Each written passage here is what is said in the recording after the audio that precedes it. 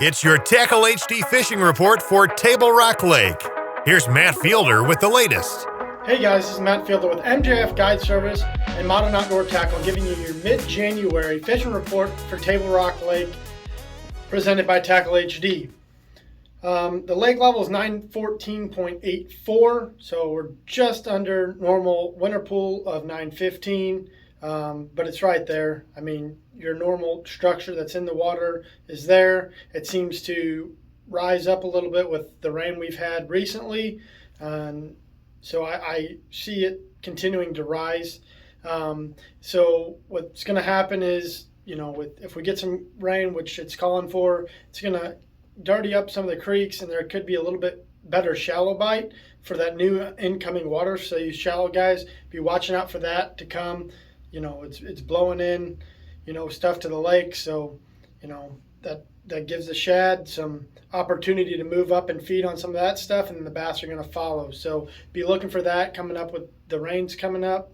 But as of right now, the lake is pretty clear for the most part. There's a few areas like Ants Creek that's got a little bit of color to it. So if you like Ants Creek, there's some clean areas in Ants, but there's also, a little bit of stain and a little bit of debris in some places in Ants. And throughout the lake, there's some places that are, crystal clear, like by the dam, Kimberling City. And then, you move into the river arms and you may get a little bit of debris in some of the creek arms. Some may just be clear. But the fishing is pretty good for the most part. A few different bites going on. Some days they are a little bit more finicky. For me, the deep bite has definitely been what I've been targeting. I've been throwing this Johnson Johnny Darter still. It's probably one of my favorite baits to throw this time of the year. Schooled up deep. You got to spend a lot of time graphing, guys. I can't stress that enough. Once you find them, then you can have a really good day. You may have to change up your presentation or your technique a little bit, but one of the first things I drop on them is a Johnny Darter by Johnson. Really good bait. Check it out if you haven't already. The same fish, guys, I throw a Damiki rig. This is a Hot Shot Minnow by X Zone. I pair it with a Damiki rig head, and I change up the weights anywhere between an 1/8 ounce, quarter to 3/8. Just kind of depends on where the fish are at and what kind of mood they're in, whether they're chasing, whether they're kind of suspended, just chilling out. And sometimes I'll have 2 or 3 of the same bait rigged up on different jig heads, because sometimes that rate of fall or that raise in the column will trigger those fish. It's just something so simple, may get you a few more bites. Another thing I've been throwing a lot is the Cast Prodigy in the 3-inch. I love throwing a swim bait, and this is my new favorite swim bait to throw.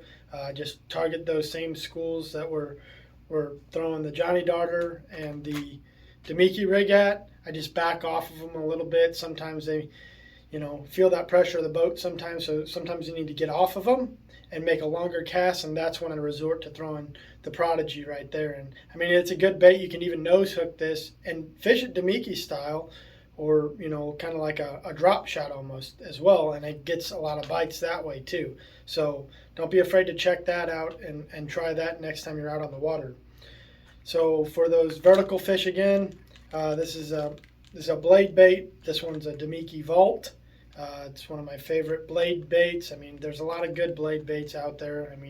They all are pretty similar, but this is a really good one. It's got several places that you can change the angle of the line tie, so that way you can get a variance in how that bait's falling and ripping, and just play with it, guys, and you guys can see which one fits your style the best and what style the fish are wanting that day.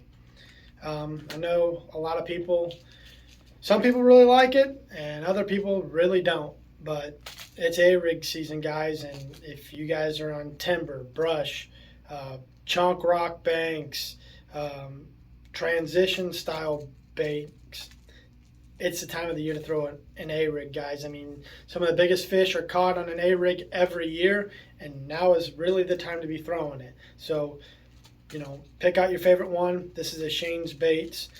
This is the Mini Blades of Glory. I also like the Picasso rig and Hog Farmer rigs. They're really high quality. The wires are a lot better. The split rings and the swivels on them are a lot higher quality, so you're not breaking off. Say when you hook into that 5+ pounder, your wires aren't just going to fly off, so you're going to be able to have a better chance of landing that fish. You can also throw this bait up on the bank, kind of like a spinner bait as well, and catch fish that way.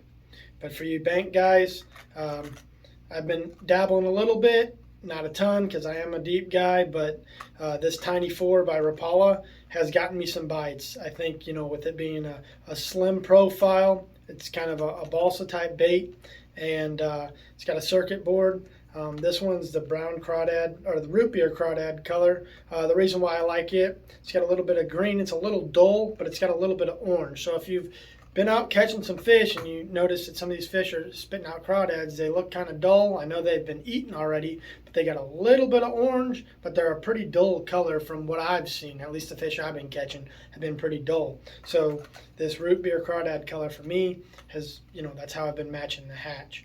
So you can also throw a rock crawler or your favorite balsa type bait or your favorite square bill with the water temp only in the upper 40s to low 50s. I mean, there's a lot of bites in play this week. I mean, you can target these fish. I mean, a lot of times on main lake points, going into the main lake points, coming out of the main lake points, going into secondary points, on secondary points, and going out of those points.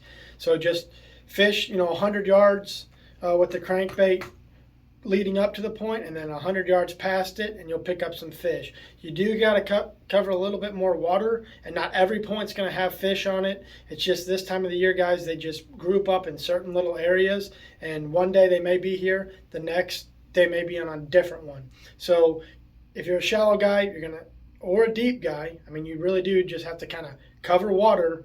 As the deep guys, you got to spend more time graphing. Shallow guys, you guys just got to get on your trolling motor and get down the bank. So until next time, guys, thanks for watching.